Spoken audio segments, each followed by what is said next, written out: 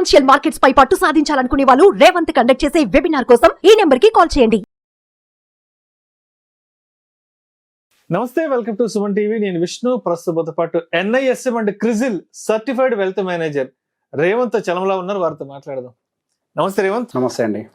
Revanth, just ఒక 10-15 రోజుల ముందు వరకు కూడా బంగారం ధరలు చూస్తే గోల్డ్ అయితే 80,000 మార్క్ టచ్ అయిపోయింది, సిల్వర్ అయితే 1,00,000 టచ్ అయిపోయింది. అవునండి. బట్ ఎందుకో ఒక వారం రోజుల నుంచి బంగారం ధరలలో భారీ తగ్గుదల చూస్తున్నాం. అవును. అసలు ఎంత తగ్గింది, ఎందుకు తగ్గింది, తగ్గడానికి గల కారణాలేంటి, ఇంకా ఎంత వరకు తగ్గే అవకాశం ఉందంటారు వచ్చే నెల 2 నెలల్లో?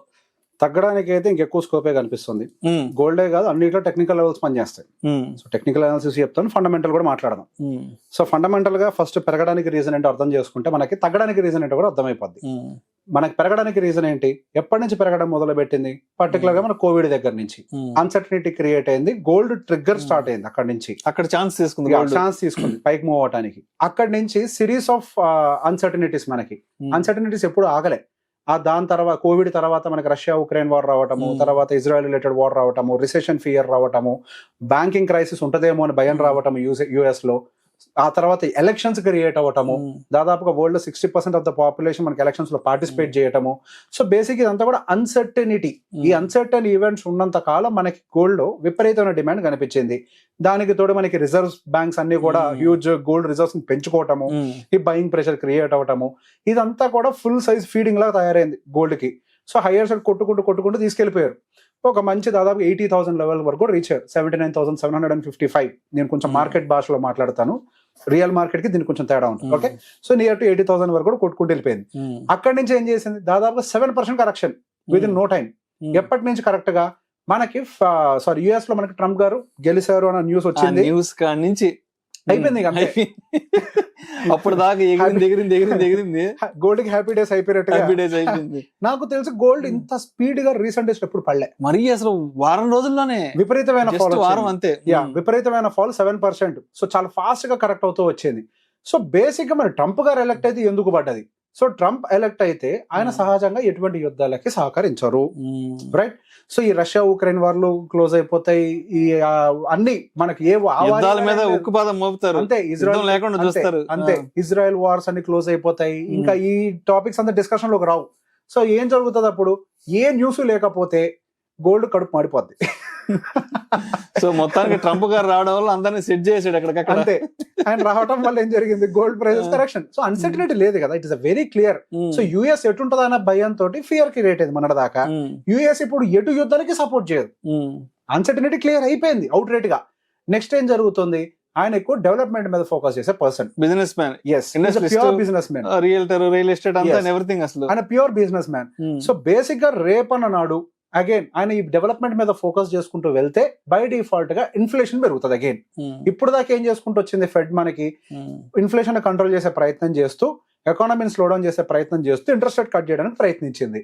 సో ఒకవేళ ఈయన డెవలప్మెంట్ యాక్టివిటీ మీద మళ్ళీ గనక ఫోకస్ పెడితే ఇన్ఫ్లేషన్ మళ్ళీ షూట్ అవడానికి స్కోప్ దొరుకుతుంది. ఇన్ఫ్లేషన్ షూట్ అయితే ఏమవుతుంది, ఫెడ్ ఇంట్రెస్ట్ రేట్ కట్ చేయదు. ఫెడ్ ఇంట్రెస్ట్ రేట్ కట్ చేయకపోతే ఏం జరుగుతుంది? సో బేసిక్ గా ఇంట్రెస్ట్ రేట్స్ అనేవి సేఫ్ అసెట్స్. గోల్డ్ కంటే సేఫెస్ట్ ఏంటి? Interest rates, bonds. అంత హ్యూజ్ ఇంట్రెస్ట్ వాళ్ళకి అక్కడ వర్కౌట్ అవుతుంటే వెళ్ళి ఈక్విటీ మార్కెట్స్ లో కానీ గోల్డ్ మార్కెట్ లో కానీ పెట్టడానికి అసలు ఏమైనా రీజన్ ఉంటుందా? సో బేసిక్ గా మనకి ఈ ఎజంప్షన్ ఏదైతే ఉందో అది చాలా క్లియర్ గా బాండ్ ఈల్డ్స్ లో కూడా కనిపిస్తుంది. US 10-year బాండ్ ఈల్డ్ దాదాపుగా 4.4 కి రేజ్ అయింది, ఎక్కడి నుంచి 3.7 కి పడిపోయి. సో బేసిక్ గా safest assets like bond deals అంతంత రిటర్న్స్ జనరేట్ చేస్తుంటారు. అది US లాంటి మార్కెట్స్ లో గోల్డ్ లో పెట్టడానికి ఎటువంటి రీజన్స్ వాళ్ళకి కనిపించవు. సో బేసిక్ గా ఇది మెయిన్ రీజన్. దాని వల్ల మనకి గోల్డ్ లో సెల్లింగ్ ట్రిగ్గర్ అవడం అనేది కనిపించింది. ఓకే, సెల్లింగ్ ట్రిగ్గర్ అయింది, ఎక్కడ దాకా వెళ్ళొచ్చు? దీనికి ఇప్పుడు మనం ఫండమెంటల్ మాట్లాడాం. గోల్డ్ ను కూడా చాలా మందికి నార్మల్ గా ఒక ఆర్నమెంట్ లాగా కొనుక్కునే వాళ్ళకి ఈ భాష తెలియకపోవచ్చు, కానీ స్టాక్ మార్కెట్ లో ఉన్న వాళ్ళకి ఐడియా ఉంటది. కమోడిటీ కూడా టెక్నికల్ లెవెల్స్ ని రెస్పెక్ట్ చేస్తాయి, రైట్? మీరు ఎవరైనా కానివ్వండి 1 month టైం ఫ్రేమ్ లో ఒక్కసారి గోల్డ్ చార్ట్ ఓపెన్ చేసి ట్రెండ్ లైన్స్ తీసుకున్నట్లయితే రీసెంట్ గా అప్పర్ ట్రెండ్ లైన్ బ్రేక్ చేసిన తర్వాత మళ్ళీ లోవర్ సైడ్ కి వచ్చి మనకి మంత్లీ క్యాండిల్ క్లోజ్ అయ్యే ప్రయత్నం చేస్తుంది.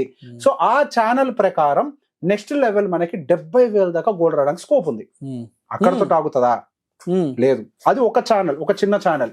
ఆ ఛానల్ ని గనక కిందకి బ్రేక్ చేస్తే 62,000 వరకు స్కోప్ ఉంది. Oh my god. First level 70,000. ఈ మాట గుర్తు పెట్టుకోండి, తిడతారు తిట్టుకోండి. 70,000కి రావడానికి టెక్నికల్ గా చాలా హై ఛాన్సెస్ ఉన్నాయి. టెక్నికల్ గా ఫండమెంటల్ కూడా ఆల్రెడీ క్లియర్ అయిపోయింది.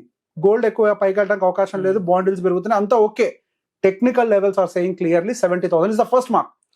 First mark.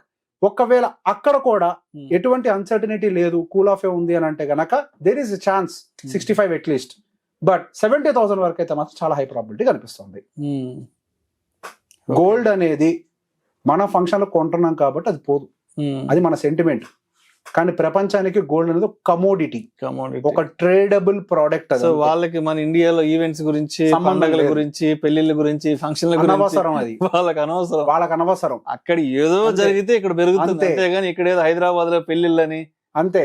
ప్రపంచానికి గోల్డ్ అనేది ఒక కమోడిటీ మాత్రమే. దాన్ని ఆ లెవెల్స్ ప్రకారం, ఫండమెంటల్స్ ప్రకారం మాత్రమే మూవ్ చేస్తారు. Just like a stock market, it is a tradable product. అంతే. రైట్. సో మొత్తానికి ఇయర్ ఎండింగ్ కి మీరు చెప్పినట్టు, ఇయర్ ఎండింగ్ కి కాదు నేను చెప్పింది, మేబీ గోయింగ్ ఫర్ ఇంకో నెల ఉంది. ఇంకో నెల ఉంది కరెక్ట్. ఈ నెలలో అవుతుందని నేను చెప్పట్లేదు. Going for their is high probability 70,000 touch చేయొచ్చు. 70 వరకు టచ్ చేయొచ్చు. చాలా హై ఛాన్సెస్ కనిపిస్తున్నాయి. Right. Thank you so much Revanth. Thank you అండి.